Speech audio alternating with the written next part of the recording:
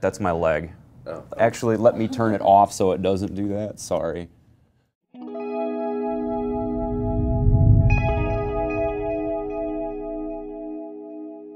It was a beautiful night in late July of 2010. A young lady and I decided to go for a ride.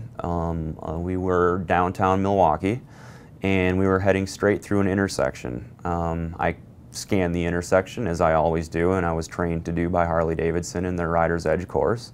All cars on the sides were stopped. I did see a car coming towards me in the oncoming lane. However, I did not see a blinker. I obviously was going to continue through the intersection, thinking this car was going to go right by me. And as the light turned yellow, I crossed over the crosswalk. I'm full into the intersection, and then I realized this car coming in the opposite direction decided he was going to take a left-hand turn across the intersection. And so I had about a split second to realize I was about to get hit. I locked up the brakes, turned the bars as hard as I could, and couldn't avoid it. I was impacted on my left side, and my foot got sort of trapped between my motorcycle and the driver's bumper as I got ejected over the hood of the car.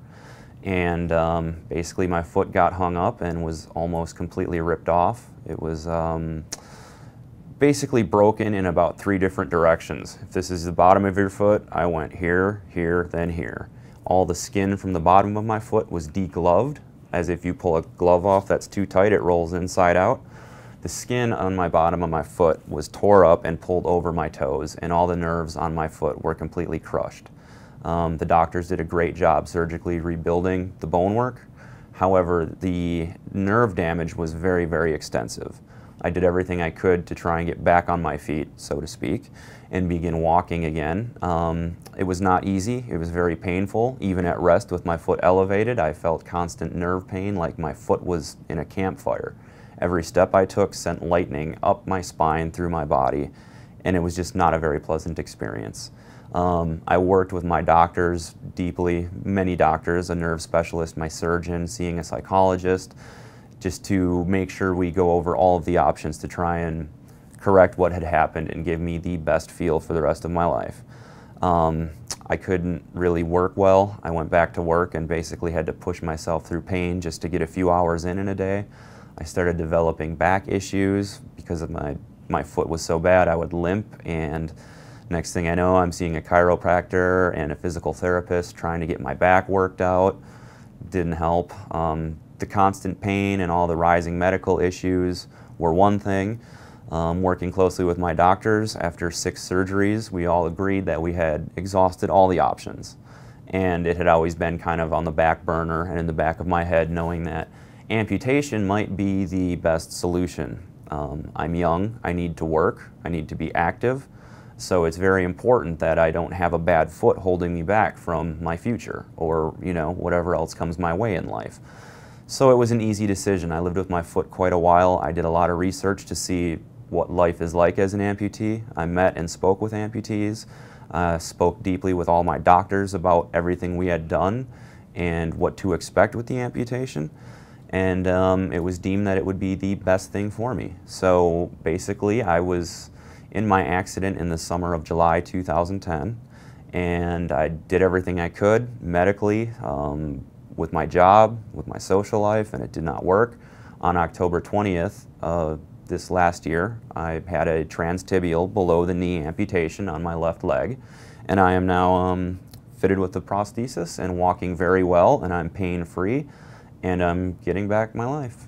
Basically one step at a time, not to be cliche or throw puns, but it is what it is, and the problem has been alleviated. I'm pain-free. I spend more time on my prosthesis than I could on my foot as it was, and not a doubt in my mind that I made the right decision. So you can handle it 2 ways. You can be positive or you can be negative. Letting it beat you and being negative reaps you nothing. Being positive and keeping your chin up and looking at this as just another life experience makes all the difference. I've always had good medical coverage and never had any problems with anything. Everything after the accident was covered, no issues there, but after the accident, my first morning in the hospital, I knew that I was going to need help. So that's when I called Hupy and Abraham. I mean, it was an obvious choice. You know, everybody knows they're the motorcycle attorneys and they've got your back. They know where you're coming from, they understand your experience, they've been there, and they're going to give you the best help and representation you could have. My first day in the hospital, I contacted Hupy and Abraham. Shortly thereafter, I had an investigator come to the hospital room to meet me, take down my story, share a whole bunch of life stories that he's experienced with other people in accidents and similar situations. So from day one, I felt at comfort knowing that I was with somebody that had my back, that was going to be there and that understood. We got my motorcycle in for an estimate, and you know, it was totaled, so he handled everything. All I had to do was work and focus on my recovery and stay in touch with Drew, and everything was worked out very quickly in regards to the motorcycle. I can call and ask for somebody and just say who I am by my first name, and when I get them on the phone, they know who I am. I'm not just another number or a case file. You know, I feel like a person who's actually got people looking out for me, and I'm being well represented. My medical insurance was a little bit difficult about covering my prosthetic leg, which is kind of a bummer. When you lose your foot, you need a prosthetic leg. Living my life in a wheelchair or on crutches was not an option.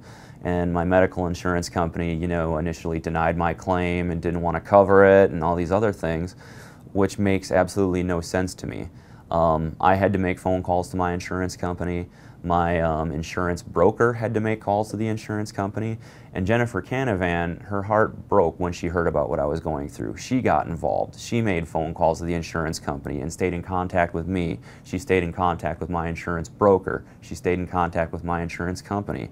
And throughout all of it, it was a little scary. It was a crazy situation where you're thinking, wow, here I am. You know, I've got this prosthesis. Suddenly it's out of my hands because of a medical complication or an insurance complication. But Hupy and Abraham were there behind me, and within 2 weeks everything was ironed out. My insurance company covered what I needed, and now I have my leg and I'm back on track, taking steps, walking, and doing things that I wasn't able to do prior. The biggest help that I think I received is emotionally and mentally. It's a very harrowing thing to go through, and when you have that sort of help behind you, it just makes all the difference. I can't just sit on the couch all day with my leg laying there. You know, I have to put it on, get up, wear it, get used to it, you know, and just adapt, and it's going wonderfully.